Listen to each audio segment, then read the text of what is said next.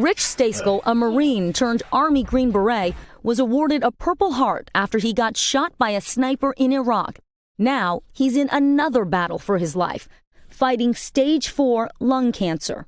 I just remember being heartbroken and sad for my wife, for my kids. During a military physical in January of 2017, doctors took a CT scan of his chest, but failed to note this mass in his lungs. 4 months later, he was rushed to the ER on base. This time, a doctor noted an abnormality that needed attention, but Stayskell says he was sent home, told it was possibly pneumonia.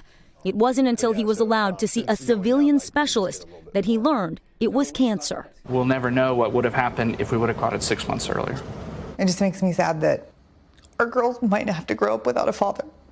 The Stayskells wanted accountability, but discovered a 1950 Supreme Court ruling bars active duty military from suing the government for medical malpractice.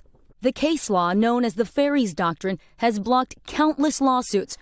Recently, one filed by the parents of sailor Danielle Lucky, dead from sepsis at age 23.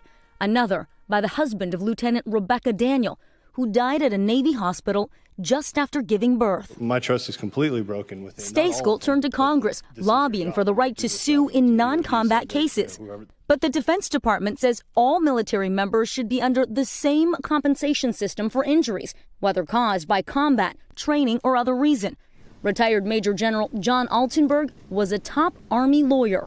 If these lawsuits were to ensue, then there'd be all kinds of people involved. There'd be depositions, they'd be pulled away from work, and in that way it hurts combat readiness because it's a distractor. Litigation is disruptive by its very nature.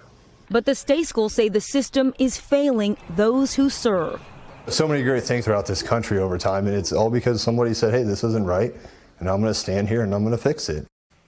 Lester, a bill named for Sergeant Rich Stayskell has passed the House, but it's being held up in the Senate. It's part of a larger defense spending bill. The Stayskells are really hoping that a change to this 70-year-old doctrine will be a part of Rich Stayskell's legacy. Hey, NBC News fans, thanks for checking out our YouTube channel. Subscribe by clicking on that button down here, and click on any of the videos over here to watch the latest interviews, show highlights, and digital exclusives. Thanks for watching.